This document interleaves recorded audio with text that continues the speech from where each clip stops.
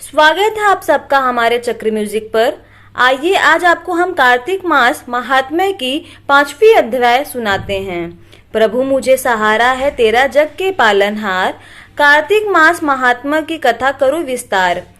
राजा पृथु बोले, हे नारद जी, आपने कार्तिक मास में स्नान का फल कहा, अब अन्य मासों में विधि पूर्वक स्नान करने की विधि, नियम और उद्यापन की विधि भी बतलाएं।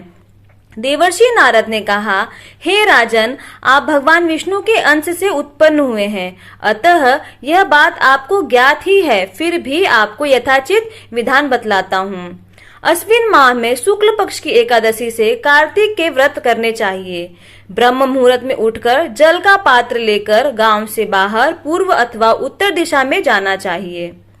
दिन में या सायकाल में कान में जनेऊ चढ़ाकर, पृथ्वी पर घास बिछाकर, सिर को वस्त्र से ढककर, मुंह को भली भांति बंद करके, थूक व सांस को रोककर मल व मूत्र का त्याग करना चाहिए।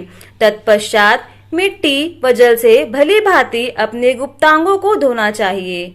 उसके बाद जो मनुष्य मुख शुद्धि नहीं करता, उसे किसी भी मंत्र का फल प्राप्त नहीं होता है।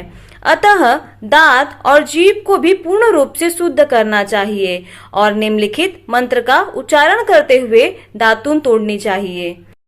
हे वनस्पते, आप मुझे आयु, कीर्ति, तेज, प्रज्ञा, पशु, संपत्ति, महाज्ञान, बुद्धि और विद्या प्रदान करो। इस प्रकार उच्चारण करके वृक्ष से बाहर अंगुल की दातून ले।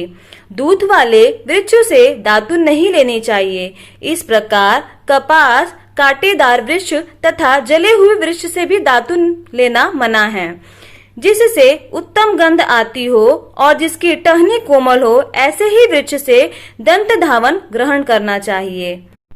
प्रतिपदा, अमावस्या, नवमी, छठी, रविवार को चंद्र तथा सूर्य ग्रहण में दातून नहीं करनी चाहिए।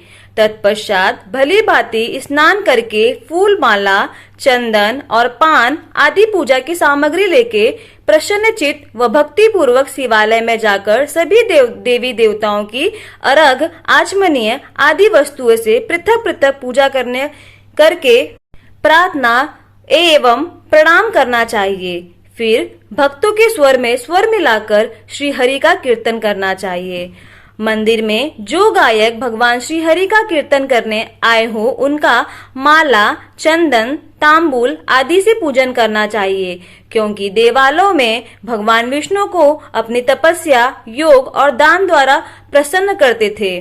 परंतु कलयुग में भगवत गुणगान को ही भगवान श्री हरि को प्रसन्न करने का एकमात्र साधन माना गया है। नारद जी राजा पृथु से बोले, हे राजन, एक बार मैंने भगवान से पूछा कि हे प्रभु, आप सबसे अधिक कहाँ निवास करते हैं? इसका उत्तर देते हुए भगवान ने कहा, हे नारद, मैं वैकुंठ या योगियों के हृदय में ही निवास करता हूँ। आप पितु, जहाँ मेरे भक्त मेरा कीर्तन करते हैं, मैं वहाँ अवश्य निवास करता हूँ। जो मनुष्य चंदन, माला आदि से मेरे भक्तों का पूजन करते हैं, उनसे मेरी ऐसी प्रीति होती है जैसे कि मेरे पूजन से भी नहीं हो सकती। नारद जी ने फिर कहा, शिरीष, धतूरा, गिरजा, चमेली, केसर, कंदार और कटहल के फूलों व चावलों से भगवान विष्णु की पूजा नहीं करनी चाहिए। अड़हल, कंद, गिरीश, जूही, मालती और केवड़ा के पुष्पों से भगवान शंकर की पूजा नहीं करनी चाहिए। जिन देवताओं की पूजा में जो फूल निर्दिष्ट हैं, उन्हीं से उनका पूजन करना चाहिए। पूजन समाप्ति के बाद भगवान से क्षमा प्रार्थना करना चाहिए, अथा हे सुरेश्वर, हे देव, न मैं मंत्र जानता हूँ न क्रिया, मैं भक्ति से भी हीन हूँ। मैंने जो भी कुछ पूजा किया है उसे आप पूरा करें।